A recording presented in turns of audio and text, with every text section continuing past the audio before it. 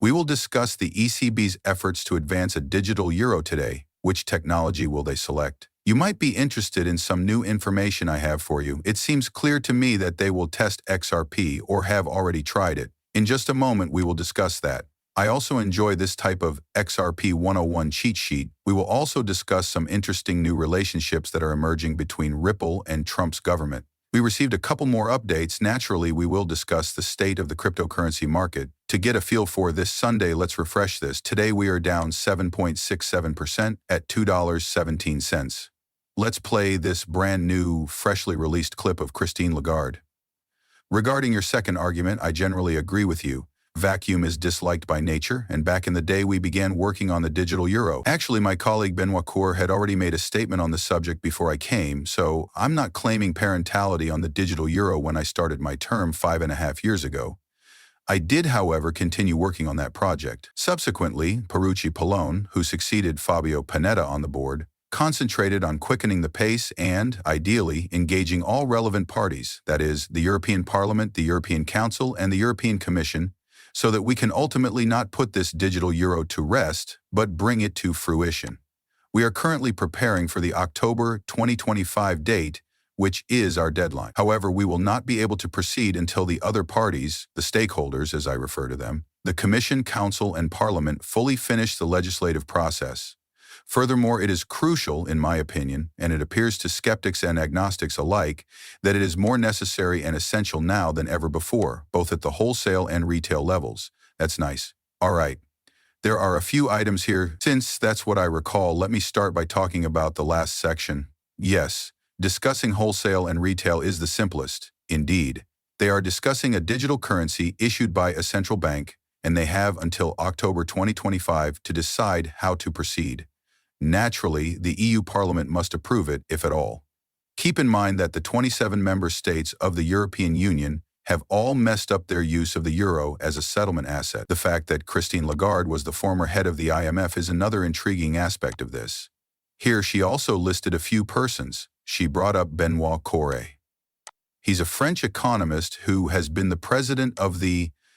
I can't even provide the name. I will not even attempt to kill it, although it's such a lovely language. He served on the European Central Bank's executive board from 2012 to 2019. This individual, I believe, may have had the position or one comparable to it before him, as the Lagarde Christine has, the leader of the Bank of International Settlements Innovation Hub, which has collaborated with Ripple, is this gentleman, Benoit Cour. 5.5 years ago, they began the process of obtaining a digital euro for your CBDC. All right, so what technology was being extensively tested for central bank digital currency about 5.5 years ago and is still being extensively tested today? Okay, I'll give you a moment.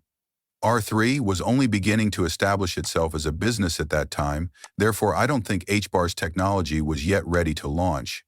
I can practically see them testing that out on XRP and Ripple. You do have connections to certain European payment systems such as Target 2, Target 2S, which stands for Target and Target Securities. We'll have to wait and see what they decide as it gets closer. Securities are represented by the letter S. Through that system, you can use XRP for fast settlement from a variety of partnerships. You have numerous Ripple partners that are all linked into FedNow, just like in FedNow in America. Therefore, you can also utilize XRP on that system. I therefore consider this to be good. Send this to your friends that don't fully grasp XRP or who you love or loathe. Thus, you don't need to reiterate it 1,000 times. I have a really good friend that I've known for 20 years, or maybe 18, and I've been discussing XRP with him for 4 or 5 of those years at this point.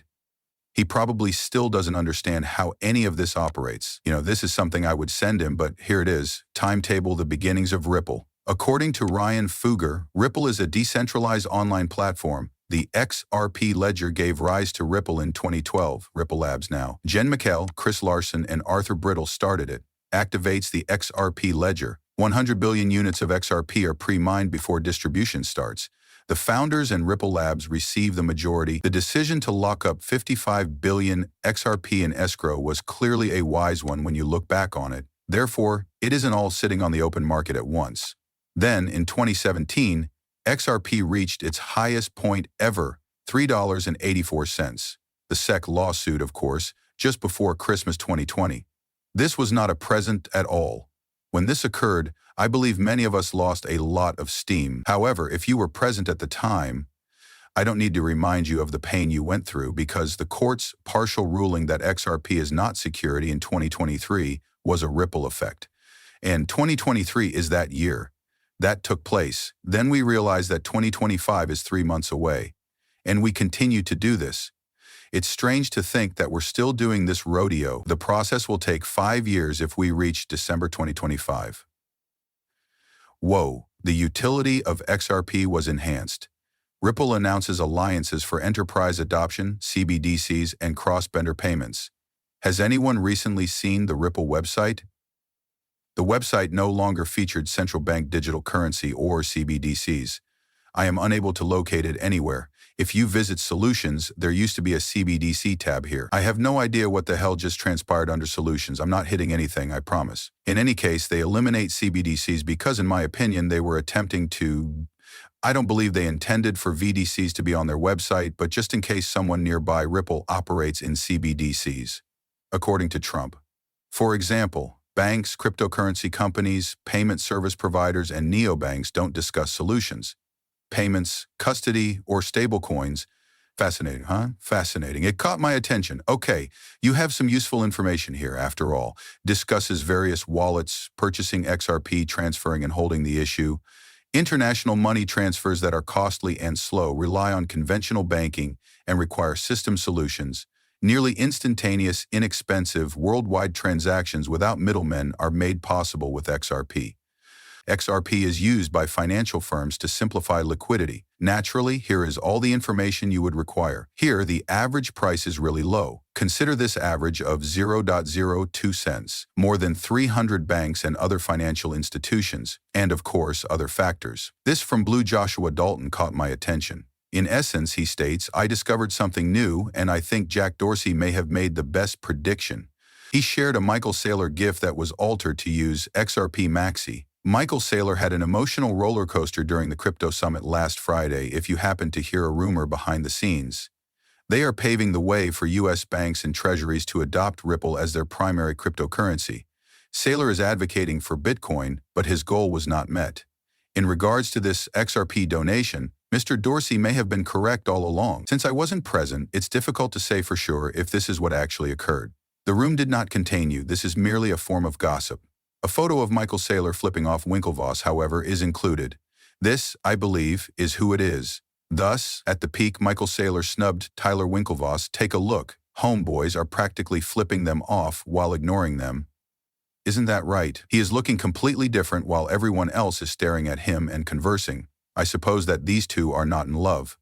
Furthermore, I think it's a little absurd that Michael Saylor actually thinks that financial organizations will use Bitcoin to make international payments.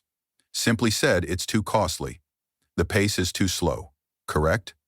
If you look at Visa, for example, you can see that it processes 20, 30, 40,000